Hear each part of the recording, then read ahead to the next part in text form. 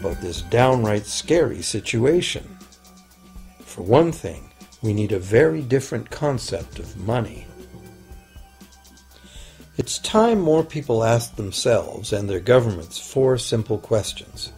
Around the world, governments borrow money at interest from private banks. Government debt is a major component of total debt, and servicing that debt takes a big chunk of our taxes. Now we know that banks simply create the money they lend, and that governments have given them permission to do this. So the first question is, why do governments choose to borrow money from private banks at interest when government could create all the interest-free money it needs itself?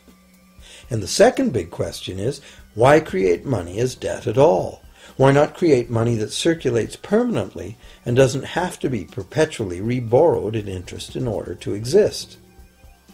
The third question, how can a money system that can only function with perpetually accelerating growth be used to build a sustainable economy?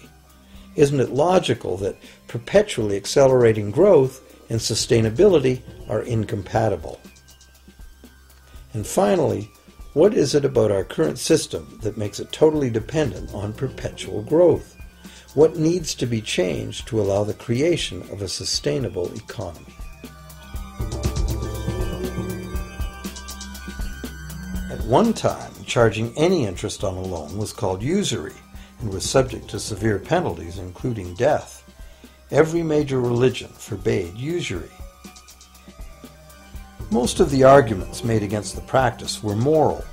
It was held that money's only legitimate purpose was to facilitate the exchange of real goods and services. Any form of making money from simply having money was regarded as the act of a parasite or of a thief. However, as the credit needs of commerce increased, the moral arguments eventually gave way to the argument that lending involves risk and loss of opportunity to the lender, and therefore attempting to make a profit from lending is justified. Today, these notions seem quaint.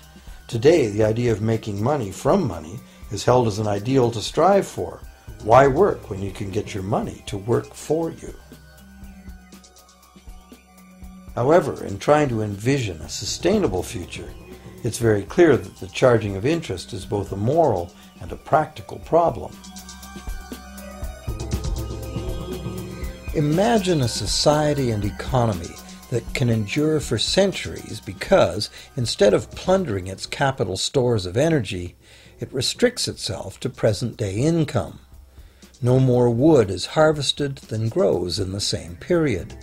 All energy is renewable, solar, gravitational, geothermal, magnetic, and whatever else we discover. This society lives within the limits of its non-renewable resources by reusing and recycling everything, and the population just replaces itself. Such a society could never function using a money system utterly dependent on perpetually accelerating growth. A stable economy would need a money supply at least capable of remaining stable without collapsing. Let's say the total volume of this stable money supply is represented by this big circle. Let's also imagine that moneylenders must actually have existing money to lend. If some people within this money supply begin systematically lending money at interest, their share of the money supply will grow. If they continually re-loan at interest all the money that gets paid back, what's the inevitable result? Whether it's gold, fiat, or debt money doesn't matter. The money lenders will end up with all the money. And after the foreclosures and bankruptcies are all filed, they'll get all the real property too. Only if the proceeds of lending at interest were evenly distributed among the population would this central problem be solved. Heavy taxation of bank profits might accomplish this goal, but then why would banks want to be in business? If we were ever able to free ourselves of the current situation, we could imagine banking run as a non-profit service to society, dispersing its interest earnings as a universal citizen dividend, or lending without charging interest at all.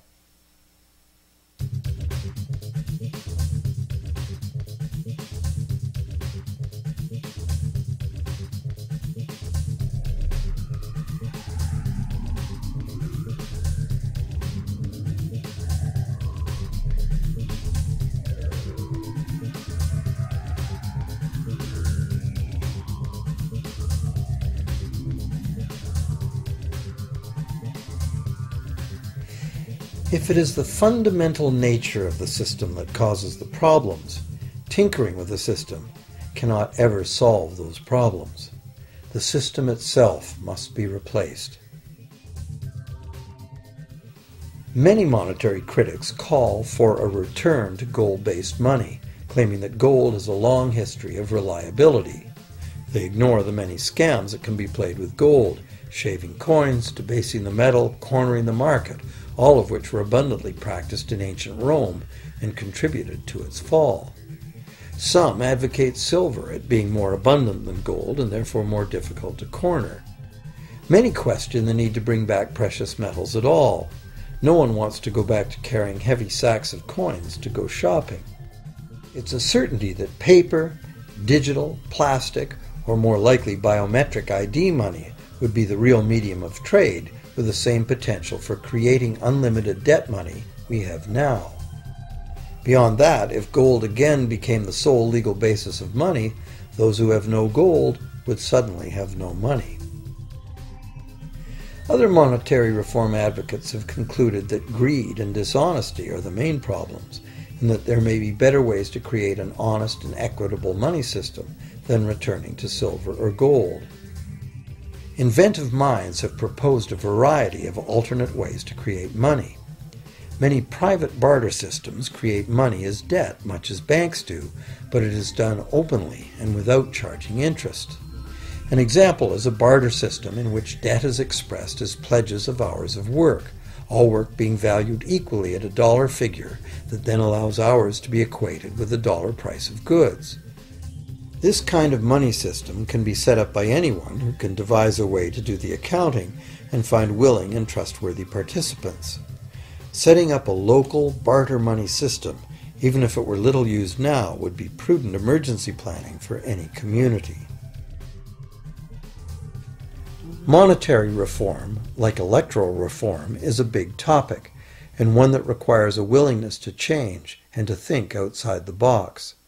Monetary reform, again, like electoral reform, will not come easily, because the enormously powerful interests that benefit from the existing system will do their utmost to maintain their advantage. Now that we've seen that money is just an idea, and that in reality money can be whatever we make it, here's one very simple alternative monetary concept to consider. This model is based on systems that have worked in the past, in England and America, systems that were undermined and destroyed by the goldsmith bankers and their fractional reserve system.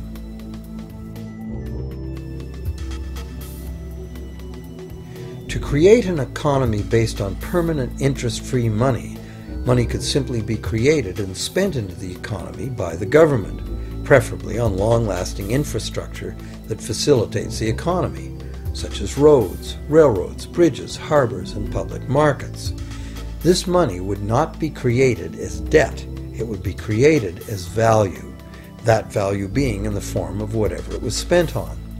If this new money facilitated a proportional increase in trade requiring its use, it would cause no inflation whatsoever. If government spending did cause inflation, there would be two courses of action available. Inflation is equivalent in effect to a flat tax on money. Whether the money goes down in value 20% or the government takes 20% of our money away from us, the effect on our buying power is the same. Viewed this way, inflation in place of taxation might be politically acceptable if well spent and kept within limits. Or government could